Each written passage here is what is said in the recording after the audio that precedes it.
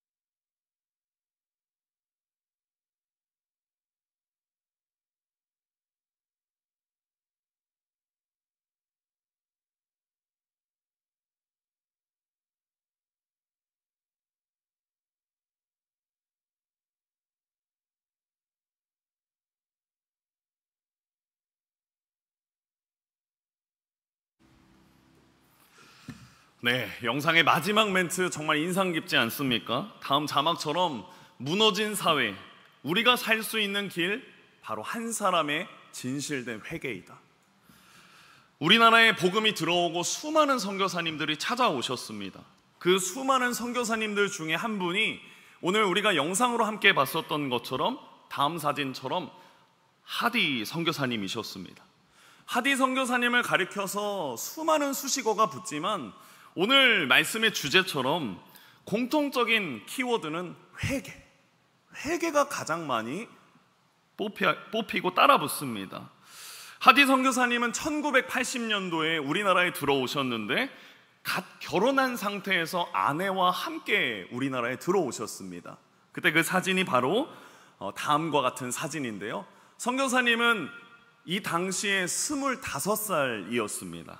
캐나다에서 가장 명성 있었던 토론토 대학교의 의과대학을 졸업하시고 나서 의료 선교를 자원하며 켈리 사모님과 함께 우리나라에 오셨던 것입니다.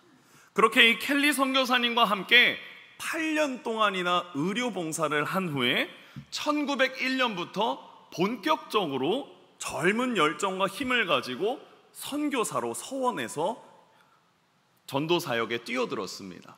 다음 사진처럼요, 원산과 강원도 통천지방, 여기에 개척 선교사로 나아갑니다. 그리고 3년이나 열심히 선교 활동을 했습니다. 저는 이 부분까지 보면서 당시에 우리나라의 개척 선교는 어떤 선교였을까가 궁금했습니다. 그래서 여러 가지로 찾아보다가 다음과 같은 책에서 이덕주 교수님이 쓴 한국교회 쉽게 쓴 한국교회 이야기라는 책에 이렇게 우리나라 당시의 상황을 얘기했습니다. 제가 읽어드리겠습니다. 우리나라 19세기 사회적 불안과 혼란의 상황 속에 교회를 찾아오는 이들의 동기는 다양했다. 신변의 안전, 출세의 기회, 서구 문화를 맛보기 위해, 그리고 경제활동의 기회로 교회를 찾아왔다. 1880년도 귀칠라프 선교사님을 시작으로 선교사님들이 온 지 20년이나 지났던 이 시점, 선교사와 우리나라 사람들이 서로를 알아가기 시작했던 그 시점에 하디 선교사는 교회를 세우고 복음을 전하고 있었다라고 기록합니다. 이제 막 서로를 알아가는 그 시점에 하디 선교사님은 원산과 그 강원도 지방에 교회를 개척하기 위하여 찾아왔던 것입니다. 특별히 1901년에 다음 사진의 왼쪽에 있는 사진처럼 가마군에 있는 지경터에 지경터 교회를 설립했습니다. 그리고 설립하면서 그 교회에 모여있는 15명에게 세례를 주는 일도 하셨죠. 아쉽게도 이 지경터 교회는 6.25 전쟁 때 참화되었습니다. 그리고 1960년도에 재건되었는데 지금은 이렇게 자그마한 시골교회로 남아 있습니다. 이어서 가운데에 보시면 1901년 후반기 그 하디 선교사님이 오셔서 처음 사역한 10월에 양양교회와 강릉중앙교회, 지금도 남아있는 교회들을 설립하시고 만들어내셨었습니다. 주님이 주신 열정으로 시작했고, 그렇게 교회도 세워갔고 세례도 주면서 자신에게 주어진 그 사역을 감당했던 하디 선교사님이었습니다. 그런데 이 하디 선교사님의 열심과 열정과는 다르게 결과는 참 참담하기도 했습니다. 다음 사진처럼요, 주일 예배를 지키겠다고 서약한 사람들이 있었는데 농사기간에는 자기의 농사가 더 중요하다고 하면서 예배를 나오지 않았습니다. 세례를 받겠습니다 라고 서원했음에도 불구하고 세례를 받기 전에 있던 교육들을 받지 않는 사람들도 늘어나갔습니다. 또 교인의 집을 불시에 방문해 보니까 거기에서 술을 먹으면서 속회 예배를 드리고 있는 모습을 하디 선교사님이 보게 됐습니다. 심지어 교회 안에 교회를 설립했지만 교회 안에 횡령하는 교인도 있었고 타락한 교인도 있었기에 하디 선교사님은 워낙에 성품 자체가 우직하신 분이셔서 그 사람들을 다 출교시켰습니다. 그런 일까지 범하시면서 하디 선교사님이 열심히 사역을 했지만 3년 동안 아무런 결과물을 얻을 수 없었다. 그리고 오른쪽 위에 보시면 천하대장군, 천하여장군, 이런 끊임없는 우리나라에 있는 샤머니즘, 조상을 향한 제사, 이런 것들이 끊이지 않는 모습을 보면서 선교사님은 깊은 한숨과 침체 속에 있었습니다. 그러다가 1903년 이 하디 선교사님의 모국인 캐나다 출신의 선교사님들과 함께 성경 공부를 하게 됩니다. 한 기도회를 진행하게 되었습니다. 거기서 이 하디 선교사님이 성경 공부 강사로 나아가셨죠. 그리고 거기서 함께 기도하는 시간에 놀라운 성령의 체험을 하게 됩니다. 그 고백은 다음과 같습니다. 우리 그 고백을 같이 한번 읽어보겠습니다. 성령이 내게 오셨을 때 그의 첫 요구는 나의 선교사 생활의 대부분을 함께 보냈던 선교사들 앞에서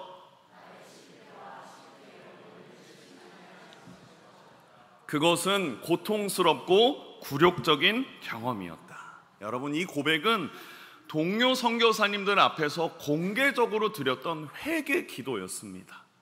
동료들 앞에서 자신의 부족함을, 연약함을 공개한다는 것, 얼마나 어렵고 얼마나 자존심이 바닥을 치는 일이었겠습니까? 자신이 사역하고 있는 한국인들을 볼 때 미개하다라고 생각했고, 그들을 하나님의 사랑으로 돌보는 것이 아니라 내가 가진 그 치료 방법과 나의 의술적인 것으로 그 사람들을 향해 베풀어주고 그냥 불쌍한 척하면서 그렇게 해왔던 과거들을 하디 선교사님이 세밀하게 고백했던 것입니다. 성령님이 그의 마음을 감동시켰고 성령님의 말씀에 순종했던 하디 선교사님이셨습니다. 그리고 이것이 회개의 본이 되어서 그곳에 있는 모든 사람들의 마음에 통회와 자복의 회개를 일으키게 됩니다. 여러분, 성령님은 이토록 놀라운 일을 행하시는 분이십니다. 그리고 성령님께서 오늘 우리가 함께 읽었던 본문에 그 일을 똑같이 행하십니다.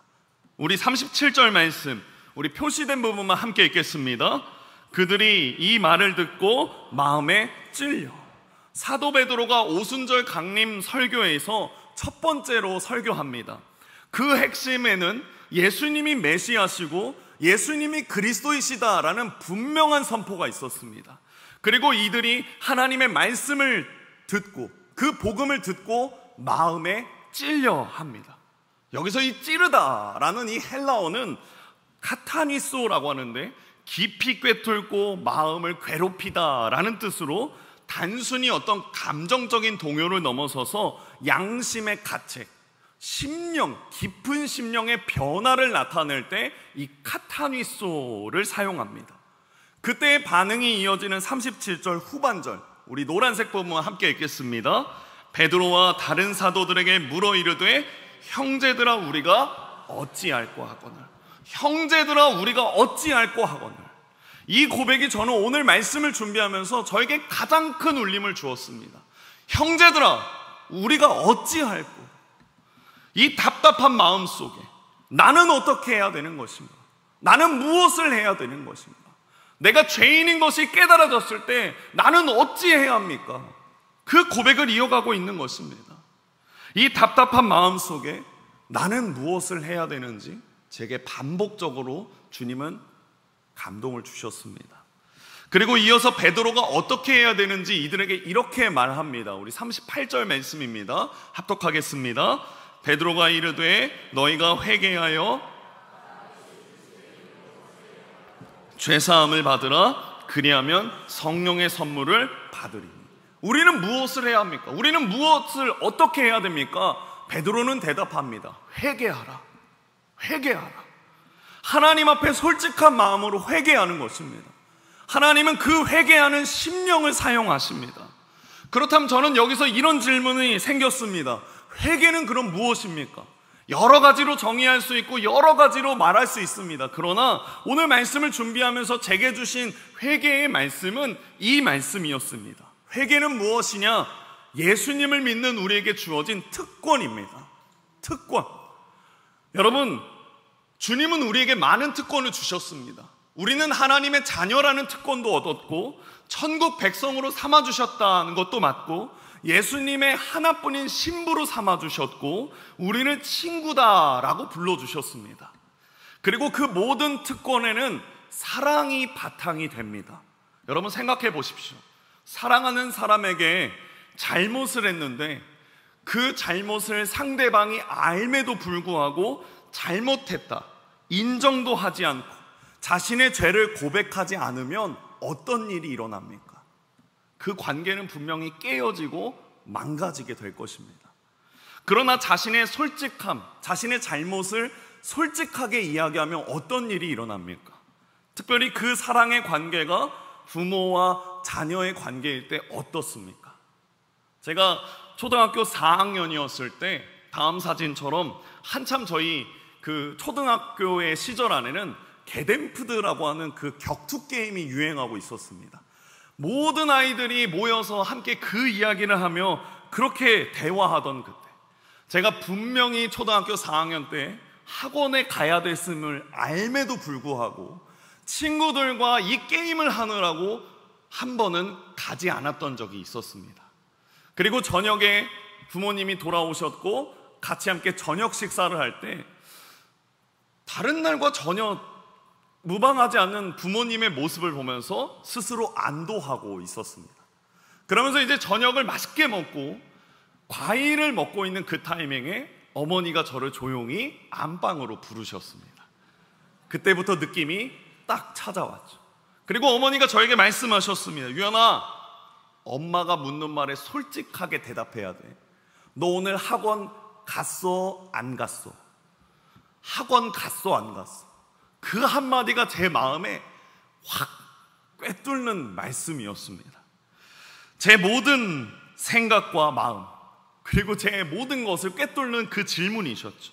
그 조용하고 잔잔하면서 단호하셨던 어머니의 말씀이 아직도 잊혀지지 않습니다. 그렇게 잘못한 일로 100대를 맞았어야 했는데 그 이후엔 그런 일이 없어서 다행이었습니다만, 처음 어머니께서 100대 때리신다 했을 때 저 거짓말인 줄 알았습니다. 그래서 저희 아버지가 가구 공장을 다니셨는데 직접 회초리를 만들어 오셨었거든요. 그 회초리로 100대를 정확하게 발바닥을 맞았습니다.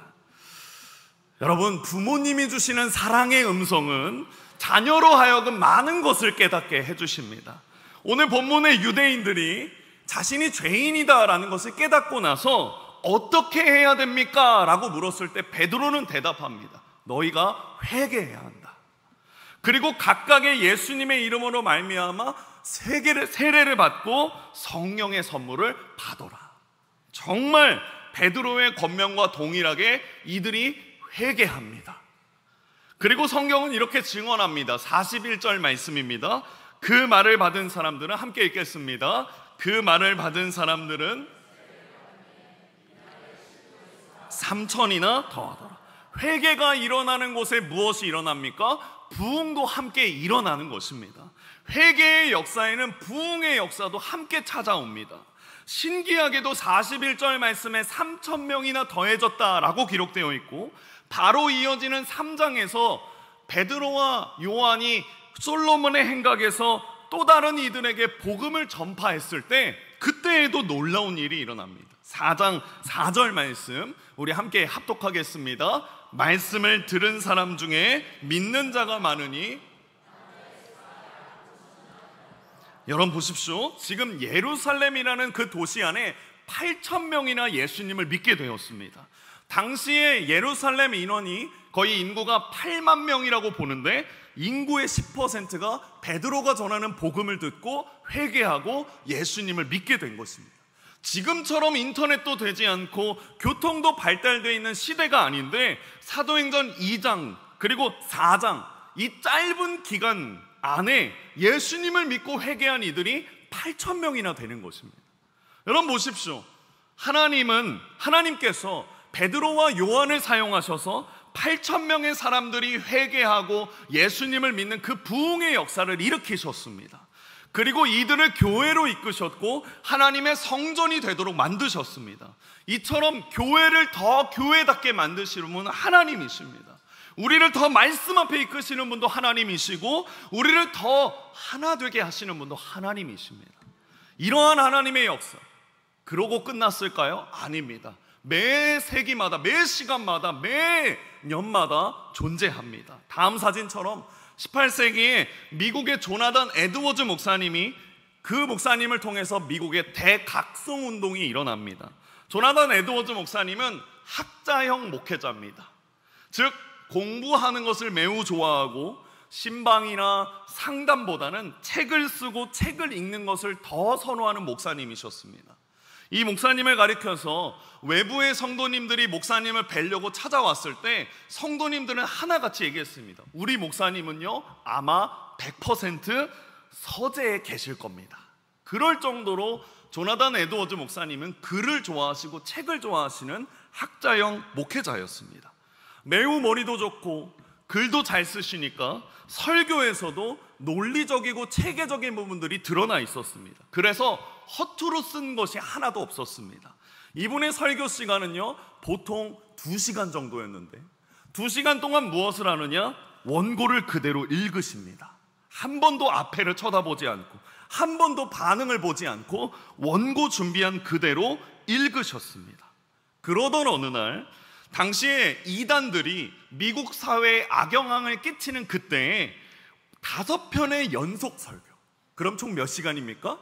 10시간 10시간 동안 연속 설교를 하는 사경회를 시작하게 됐는데, 이 설교가 사람들에게 엄청난 영향력을 끼칩니다. 그러면서 교인들 가운데 많은 이들이 회심을 일으키고 많은 사람들이 믿음을 회복하는 일들이 그 사경회에서 일어납니다. 이때 유명한 설교가 다음 사진처럼 진노한 하나님의 손에 붙들린 죄인들이라는 제목의 설교였습니다. 그 설교의 내용 중에 하나 제가 오늘 소개해 드리겠습니다. 하나님이 이 세상에 제일 혐오하는 어떤 생물이 하나 있었습니다. 예를 들어서 다음 사진처럼 거미라고 하겠습니다. 거미의 끝부분에 무엇이 나옵니까? 실이 나옵니다. 그 실을 다음 사진처럼요, 하나님이 끝을 붙잡고 계십니다. 그리고 그 밑엔 용광로가 불같이 타오르고 있습니다. 이처럼 거미의 끝부분에서 나온 실을 하나님이 잡고 계신 상태, 언제 불이 거미를 삼킬지 모르고 언제 거미의 실이 끊어질지 모르고 아니면 하나님이 그냥 거미를 놓아버릴 수 있는 그런 상태, 당시의 미국 성도들의 상태가 그런 상태였음을 알려주는 설교였습니다. 그러니 회개하지 않으면 우리는 다 지옥불에 죽을 수밖에 없다. 그 설교를 2시간 아니 10시간 동안 다른 표현으로 계속해서 하셨던 것입니다. 여기에 사람들이 어떻게 반응했을까요? 다 뒹굴고 괴로워하고 그 안엔 기절하는 사람도 있고 소리를 지르고 울고 넘어지며 하나님 앞에 나와 회개하기 시작했습니다. 그렇게 목사님께서 설교하시던 중에 너무 사람들이 울고 회개하고 소리를 막 지르니까 목사님이 중간에 조용히 좀 하십시오 라고 할 정도로, 그렇게 하실 정도로 그런 일들이 있었습니다. 당시에 조나단 에드워즈 목사님은 사실을 있는 그냥 그대로의 비유를 했을 뿐 사람들에게 겁을 주거나 어떤 저주하는 말로 가스라이팅한 것이 아닙니다. 그들의 영적인 상태를 그대로 전달했을 뿐입니다. 그러면서 이 설교와 선포를 중심으로 부흥운동, 18세기 미국의 대각성운동이 시작하게 되었습니다. 이미 교회를 다니고 있는 상태였지만 잠자고 있었던 사람들의 신앙생활을 일깨워주는 그 운동이 시작된 것입니다. 그리고 이런 부흥의 움직임, 이런 사람들의 결과, 이런 내용, 이것들을 다 상세히 조나단 에드워즈 목사님이 기록하고 책으로 만듭니다. 부흥에 대한 상세한 보고를 그 책에 기록한 다음에인 영국의 런던에 1738년도에 다음 사진처럼 존 웨슬리 목사님이 옥스퍼드 길을 걸어가다가 이 보고서를, 이 책을 읽게 됩니다. 그리고 큰 도전을 받게 되죠. 하나님께서 일하시고 하나님께서 역사하시는 부흥에 대한 열정을 보게 됐고, 무엇보다 회개에 대한 중요성을 다시 한번 깨닫게 되었습니다. 웨슬리 목사님이 이것을 깨달았을 당시에도 영국 사회는 혼란한 상태였습니다. 도덕은 타락해 있었고 지식인들은 이성적인 것만 추구했었고 시민들은 영적인 갈증을 겪고 있었습니다. 대표적인 예로 교회가 선교에 관심 없고 교회가 구제 활동에 관심 없었던 그때가 바로 영국 사회였습니다. 그때 이 존 웨슬리 목사님이 올더스케이트에서 성령의 회심 속에 다음 사진처럼 50년 동안 야외 설교를 다니게 됩니다.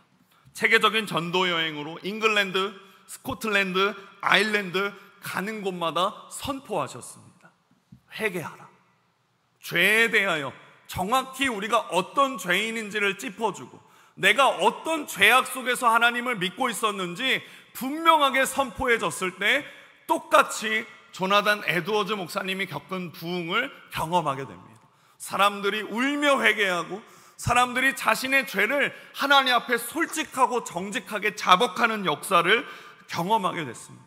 너무나도 하나님의 임재에 압도되어서 마치 전쟁터에서 부상당한 병사가 끌려가듯 사람들은 그 자리에서 끌려가는 일도 생겼습니다. 여러분, 이 불길이 영국 사회를 변화시켰습니다.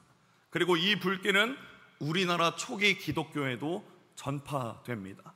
그것이 바로 다음 사진처럼 1903년 원산 부흥운동입니다.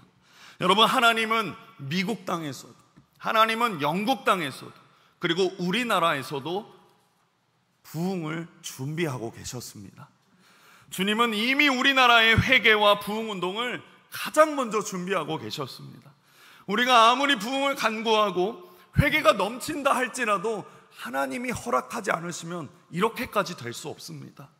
그러나 주님은 하디 선교사님을 통해서 이 땅에 엄청난 회개를 일으키셨고 부흥을 준비하고 계셨습니다. 우선 하디 선교사님의 상황으로 다시 돌아와서 성령님이 그 하디 선교사님에게 감동을 주신 그때의 이야기를 같이 한번 읽어보도록 하겠습니다. 우리 읽어보겠습니다. 성령께서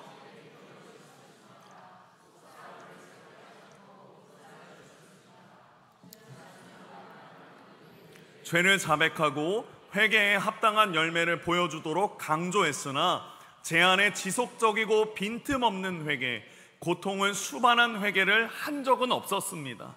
하지만 이제는 달라졌습니다. 회개하기 시작했고 한국 지도자들의 회개는 더욱 거세게 일어났습니다. 여러분, 선교사님의 마지막 줄 보고를 다시 보십시오.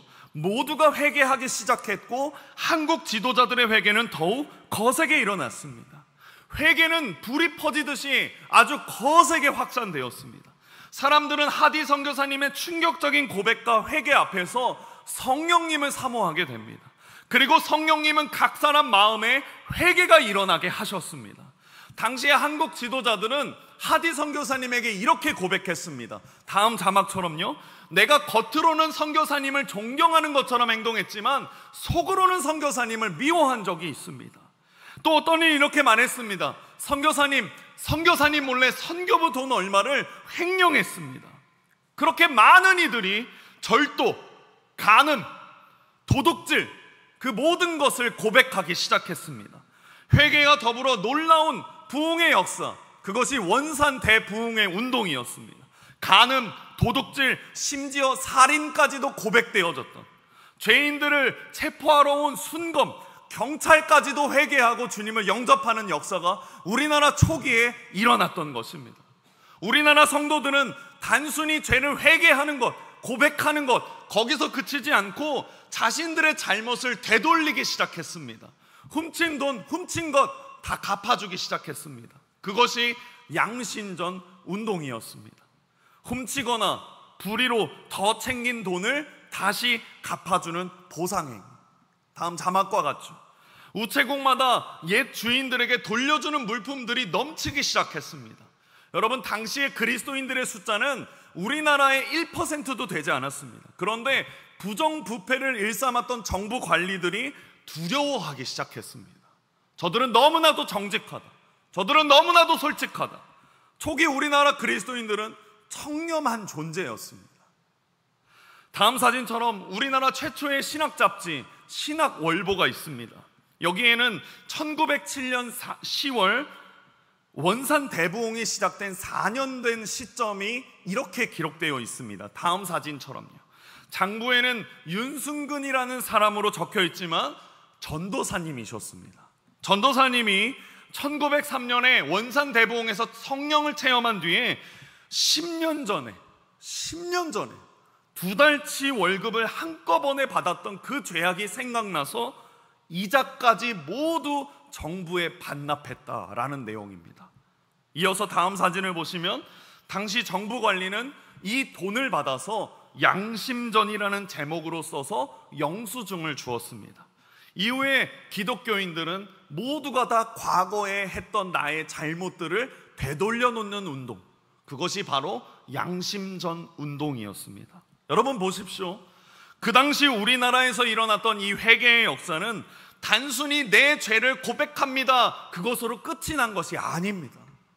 내 죄가 고백되어졌다면 그 죄를 되돌리는 역사도, 그 삶의 운동도 함께 이어졌다라는 것입니다. 당시에 우리나라 인구가 1200만 명이었습니다. 그리스도인들의 숫자는 세례교인의 기준으로 10,000명입니다.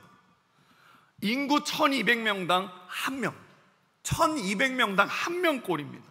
12,000명이 일으켰던 기적, 그 한 명 한 명이 우리나라를 바꿔놓은 것입니다. 노예제도, 첩을 들였던 문화, 이때부터 다 달라지기 시작했습니다. 은혜 받은 양반들이 노예를 풀어주기 시작했고, 첩을 들였던 사람들이 첩들을 다시 교육시켜서 다시는 이렇게 살지 말고 진짜 사랑하는 사람을 만나서 그 사람과 결혼하여 아름다운 가정을 꾸려라, 그리고 지원금도 주면서 그렇게 했습니다. 모든 이들이 당연하게 즐겼던 음주, 흡연, 도박, 그 모든 금주, 금연 운동이 시작된 곳이 교회였습니다. 여러분, 회개하고 예수님을 정말로 믿는 사람이면 나의 가치관, 나의 도덕적 가치관, 나의 윤리적 가치관, 내가 살아왔던 모든 삶의 방식이 완전히 달라집니다. 우리가 살고 있는 이 대한민국은 그냥 이루어진 것이 아닙니다. 그때 은혜 받고 그때 회개했던 사람들로 그 사람들이 변화되어서 그 삶을 세상에 드러냈기 때문에 이루어진 것을 우리는 기억해야 되지 않겠습니까? 로버트 하디 선교사님이 이런 부흥운동을 일으키고 나서 이렇게 말했습니다. 우리 같이 한번 읽어보겠습니다. 한국교회 부흥을 위해서. 여러분, 다윗의 기도가 무엇입니까? 오늘 설교의 부제목처럼 나를 고치소서. 시편 6편 2절에 이렇게 말합니다. 여호와여, 내가 수척하였사오니 내게 은혜를 베푸소서. 여호와여, 나의 뼈가 떨려오니 나를 고치소서. 시편 41편 4절에도 다윗이 말합니다. 내가 말하기를 여호와여, 내게 은혜를 베푸소서. 내가 주께 범죄하였사오니 나를 고치소서 하였나이다. 중복되는 부분이 보이십니까?